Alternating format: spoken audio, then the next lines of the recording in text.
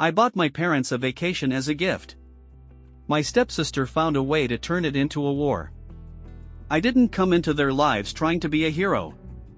I just fell in love with a woman who had a teenage daughter. That's it. Nothing dramatic. No white horse, no savior complex. Just a quiet, late-in-life kind of love that felt real. Her name was Danielle, funny, a little chaotic, soft around the edges. I met her at a community fundraiser for the local firehouse, of all places.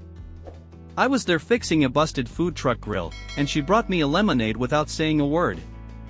That was 3 years ago. She told me on our second date that she had a daughter, Savannah, and didn't sugarcoat a thing, said the girl was in that age, opinionated, guarded, didn't warm up to people easily. I respected that. When I met Savannah, she didn't shake my hand. Just nodded and kept scrolling through her phone. I didn't push. Didn't try to be a dad.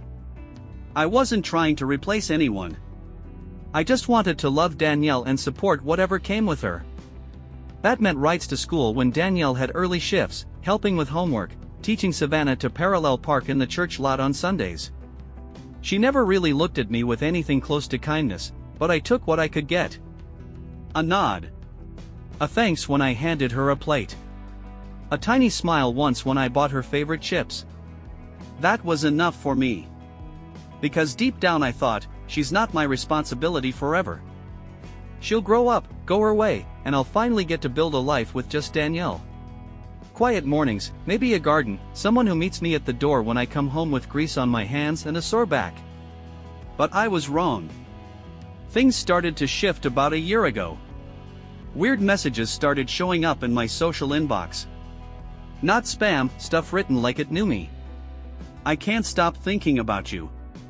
Do you want me the way I want you? Sometimes just a heart emoji. I blocked the first two. Figured it was a bored scammer. Then Danielle saw one. I'd left my laptop open. She didn't say anything that night. But the next morning, her tone was different. Colder. Distant. I asked if something was wrong. She said, "You know what you did?" I didn't. Not then. I scrolled back through my inbox and found another one. "I'll be in your truck tonight if you want me." I froze. Looked at the name, generic. No photo. My stomach turned. I tried to explain, but how do you explain a message like that? She didn't believe me. Things got tense. Weeks passed. Then one afternoon, I opened the glove box in my truck to grab my registration. Sitting on top of the manual was a pair of lace panties. Red. Folded. Like a goddamn calling card. I sat there, gripping the steering wheel, pulse pounding in my ears. I hadn't touched anyone. Hadn't looked at anyone. I was loyal. All I ever wanted was to build something honest.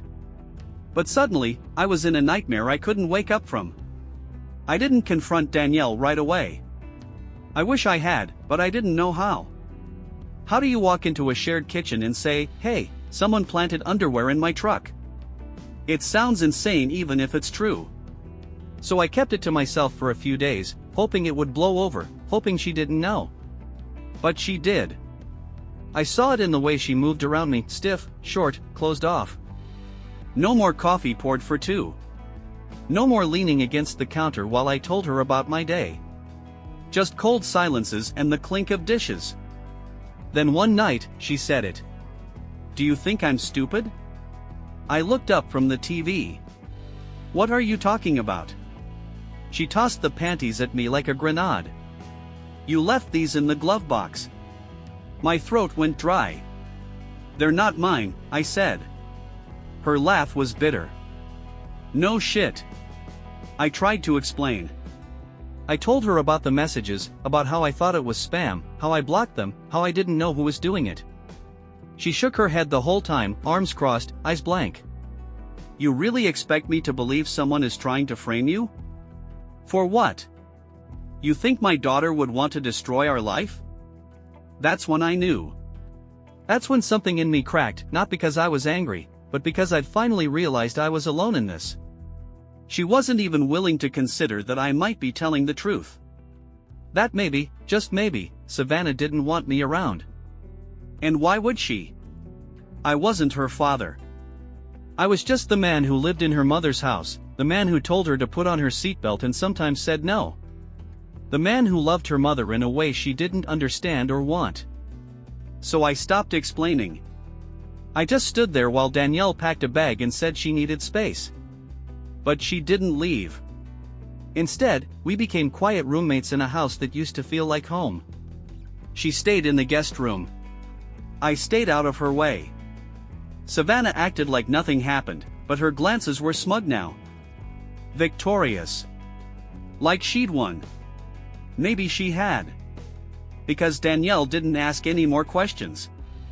Didn't touch me. Didn't even look me in the eye. I thought about moving out, but the house was mine. Legally. Paid off. Passed down from my mother. My name on the deed. Not hers. Not Savannah's. I was the only reason they had a roof over their heads. But I still tiptoed around like a guest. Like I owed them peace I wasn't getting in return. Looking back, I should have known it would only get worse. But I held on. Not out of love, out of denial. I didn't want to believe someone could be that cruel. I didn't want to believe Danielle could look at me and see nothing worth trusting. I started counting silences. The ones between footsteps. The ones that stretched across the dinner table when we ate in the same room. The ones where Danielle would walk past me without a glance, and Savannah would smirk like she knew something I didn't. I kept telling myself it would pass. That it was just a phase. That eventually, Danielle would realize none of it made sense. That someone planting evidence and sending fake messages wasn't some outlandish conspiracy, it was a cry for control. But she never said a word. Not even when Savannah began locking her bedroom door with an extra padlock, like she was hiding something. Not even when she started spending more time with that new boyfriend of hers, Luke, I think his name was. A kid who always had the eyes of someone playing tougher than he was. Then one day I came home from work and my key didn't work. I stood there, confused, tried again, then again. The lock had been changed. I knocked. No answer. I knocked harder. Nothing. I called Danielle. She picked up and said, "We're not doing this today, Nick." I asked what was going on. She said it was just a safety thing. I laughed. Bitterly. Safety from what? That's when she hung up. I sat on the front steps for an hour. I wasn't even angry. Just stunned. This wasn't a fight. It was a siege. The next morning, I climbed in through the back window like a damn burglar. They were both gone. I found the new lock, the packaging still in the trash, and receipts on the table with Luke's name on them. I checked the security camera above the garage, the one I'd installed myself, and watched Savannah instruct Luke and two of his friends while they drilled in the new deadbolt. I didn't even feel rage. Just this hollow coldness. Like something in me had given up the fight. I confronted Danielle that night. She shrugged. It was Savannah's idea. I said, "And you let a 19-year-old and her punk boyfriend lock me out of my own home?" She didn't answer. Just stood there, arms crossed, looking past me like I wasn't real. I left. Drove to the shop. Slept in my car again for the first time in months. But the universe has a funny way of cracking lies wide open. Because one of Luke's friends turned out to be the son of my buddy Trent. And the moment Trent's kid found out what was really happening, he told Luke everything, who I was, what the house was, what Savannah had done. Luke dumped her the next day. The day after Luke dumped Savannah, the mood in the house changed. Not in a good way, more like the kind of tension that builds before a thunderstorm. Danielle barely spoke. Savannah slammed doors, paced the hallway, barked into her phone. I stayed away. Slept at the shop again, showered at the gym, worked extra hours I didn't need just to avoid the poison air inside my own walls. But I knew it couldn't go on. Not like this. So I did the only thing left to do, I called my lawyer. I still had the deed, all in my name. Every repair invoice. Every bank transfer.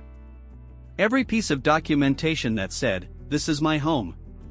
And now I had proof of trespassing, property tampering, even intimidation, because I hadn't forgotten that Savannah tried to get her little gang to convince me to stay away. My lawyer filed the paperwork. 2 days later, I showed up with a sheriff. Danielle looked like she'd seen a ghost. Savannah came flying out of her room, yelling something about how I had no right. I didn't say a word. The sheriff did all the talking. "You have 48 hours to vacate the premises. Any refusal will result in further legal action." Danielle tried to plead. "Can't we just talk?" I stood still. Said nothing. Savannah called me a psycho. A coward. "You don't throw family out," she shouted. I laughed under my breath. "Then maybe you shouldn't treat them like strangers." The next 2 days were chaos. I got 47 texts. From Danielle, from unknown numbers, from Savannah's burner accounts. I knew it was her. The writing was the same, dramatic, frantic, manipulative.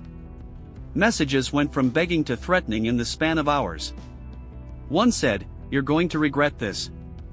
Another, "I miss how we used to be." One even just said, "I still have that video." I didn't know what video. I didn't care. I blocked every number. On the third day, the house was quiet. Too quiet. I walked in to find furniture overturned, holes in 2 walls, the bathroom mirror shattered, paint dumped on the floor. A mess. But mine again. I locked the door.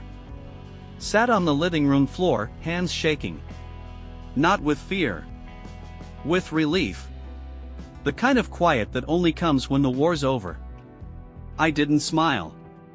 I didn't cry. I just let the silence settle. And for the first time in months, I could breathe. I started cleaning the house the next morning. I didn't know where else to begin. The chaos they left behind was almost symbolic. Every dent in the drywall, every spilled drawer, every shattered thing was a reflection of what had been simmering in this place for months. I patched holes, swept glass, threw out anything that still smelled like them. I found one of Savannah's notebooks under the couch. Flipped it open without thinking. The first page was a list of usernames, fake ones. Next to them were notes: "Send again, add more hearts, use late night tone." My stomach sank. It had been her. All of it. She'd orchestrated the messages. She planned it like a campaign. And Danielle, she never wanted to see it. Not even when the signs were right in her face. I sat there for a long time holding that notebook. Not angry. Just exhausted. Because in the end, it wasn't just betrayal, it was denial. Danielle didn't protect me. Didn't believe me. She'd rather believe a man who fixed her sink, held her when she cried, and paid the damn bills would cheat on her than believe her daughter was capable of manipulation. That told me everything I needed to know. I burned the notebook in the fire pit out back. Not out of revenge. Out of closure. A week passed. Then Danielle came back. Not to scream. Not to break anything. She knocked. That alone surprised me. I opened the door. She looked terrible, bags under her eyes, makeup smudged, hair in a rough bun. "Can we talk?" I stepped outside and shut the door behind me. She looked down at her hands. "We don't have anywhere to stay," she said. "Savannah burned bridges. My sister won't take us." She took a breath. "I'm not asking to come back. I just wanted to say I'm sorry." I stared at her. Waiting. Hoping there was more. Something real. But then she added, "Savannah didn't mean to hurt you. She acted out. You were cold sometimes. You didn't try hard enough to connect." I felt something twist in my chest. Not pain, disgust. Because even now, she was justifying it. Excusing it. blaming me, in her own soft-spoken way. And in that moment, something in me hardened. "You want me to believe I deserved it," I said quietly. She blinked. "No. I mean, I just think if you'd handled her differently." I didn't let her finish. "If I'd been the monster she thought I was," I said, "then I'd have thrown you both out the first time she crossed a line." I stepped back toward the door. Maybe that's who I should have been. And I closed it. On her apology. On her excuses. On her. After I closed the door on Danielle, I stood there for a moment with my hand still on the knob. Not because I was hesitating. Just processing. Processing how someone you once made coffee for every morning, someone whose laugh used to make your shoulders drop, could look you in the eye and tell you that maybe you brought it all on yourself. I locked the door. Walked to the kitchen. Made coffee. Sat in silence. That night I slept better than I had in months. No creaking footsteps in the hallway. No second guessing whether I was being watched or manipulated or lied about. Just silence. Heavy. Healing. I didn't hear from Danielle for a few days. Then came the posts. Online. A blurry photo of me taken from the living room, back when I still lived there. A caption about emotional abuse, vague enough to make people fill in the blanks. Then another, sometimes the people who act calm are the most dangerous. I didn't reply. I didn't comment. But I screenshotted everything. Sent it to my lawyer. She called it character defamation with malicious intent. Said we could file for a restraining order. So we did. I didn't want revenge. I wanted peace. And peace means shutting doors all the way, not leaving them cracked for more damage to crawl through. The hearing was short. Danielle didn't show. Savannah sat in the back with her arms crossed, chewing gum like it was a courtroom on reality TV. The judge granted the no-contact order without a blink. 50 feet minimum. No online contact. No third-party messaging. Nothing. When it was done, I walked out and didn't look back. A week later, I got a message from an unknown number, "Hope you're happy. We're out of options." I blocked it. Didn't even bother screenshotting. Whatever consequences were coming for them weren't mine to carry. I started repainting the living room. Not because I needed to, but because I wanted the walls to stop remembering. I sold the old couch. Replaced the mattress. Scrubbed the tile grout in the bathroom with a toothbrush like it owed me something. Every inch of this house had been infected, and I was reclaiming it one wall, one nail, one screw at a time. Some nights I still woke up expecting a door slam or a whispered accusation. But they never came. Just my own breath. Just the quiet. And day by day, it started to feel like home again. I didn't talk about what happened for a long time. Not to friends. Not to coworkers. Not even to my brother, who I used to call every Sunday. It's not that I was ashamed. It's that I didn't know how to explain it without sounding like I was making it up. Yeah, my girlfriend's daughter framed me with fake love letters and planted her underwear in my truck. Who the hell believes that? So I stayed quiet. Focused on routine. Work. Repairs. Yard work. I started cooking more. Not for anyone else, just for me. Real meals. Not microwave garbage. I planted tomatoes. Fixed the broken garden hose. Cleaned the gutters like I actually gave a damn. And slowly, life got quieter. Not lonely. Just quiet in a way I hadn't realized I missed. I stopped flinching when I got texts. Stopped checking the security cam feed 5 times a night. One afternoon, I was on the porch sanding an old chair when Trent pulled up. He got out, handed me a 6-pack, and sat down like no time had passed. We didn't say anything at first. Just drank in silence. Then he said, "Luke told me everything. I'm sorry you went through that shit." I just nodded. He added, "I always knew you were solid." That's why it pissed me off seeing your name dragged around like that. I didn't know how much I needed to hear that until I did. We talked for hours. About nothing and everything. About women. About kids who weren't ours. About how life punches you in the face and then hands you a cold beer like it's all good. That conversation was the first time I felt like myself again. Not the guy who got kicked out of his own house. Not the villain in someone else's twisted story. Just a man. Trying. Healing. Quietly. The next day, I got a letter in the mail. No return address. I opened it without thinking. It was from Danielle. Handwritten. I wish I could undo it, she wrote. I wish I'd trusted you more. But it's hard to see clearly when you're stuck between love and guilt. I hope you're okay. I hope one day you forgive me. I folded it up and placed it in the drawer. Didn't throw it out. Didn't reply. Some things don't need to be burned. They just need to be buried. Last week, I finally took a trip I'd been putting off for years. Nothing fancy. Just to drive up north, rented a small cabin near a lake I used to visit as a kid. Packed light, just a duffel, my fishing gear, and a book I never finished. No Wi-Fi. No schedule. Just pine trees and the sound of water lapping against a dock. The first night, I sat out on the porch with a coffee and watched the sun disappear behind the trees.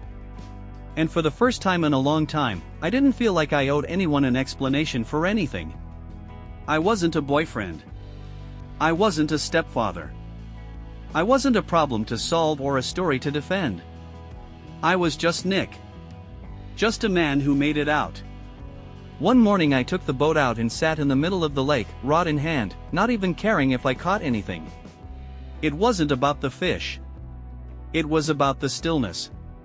About remembering that peace doesn't always look like victory. Sometimes it looks like a quiet man in an empty house, planting tomatoes, rebuilding walls, and saying no without guilt.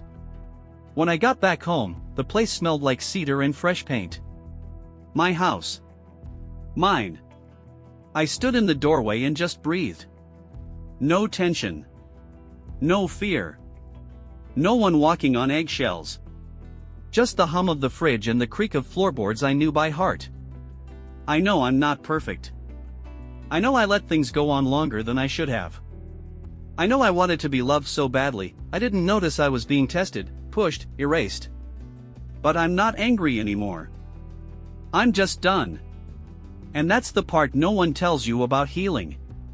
It doesn't come with fireworks or some grand final speech. It comes with silence. With space. With waking up and not dreading the next hour. I don't know where Danielle and Savannah are now.